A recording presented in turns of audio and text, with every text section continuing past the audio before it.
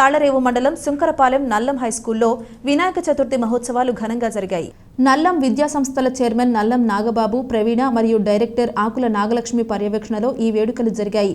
ఇందులో భాగంగా వినాయకుని పూజ జరిపించి నాగబాబు చేతుల మీదుగా వినాయకుని ప్రసాదాన్ని చిన్నారులకు పంచిపెట్టారు. ఈ సందర్భంగా విద్యార్థులు సంప్రదాయ దుస్తులను ధరించి వినాయక చతుర్థిలో పాల్గొన్నారు.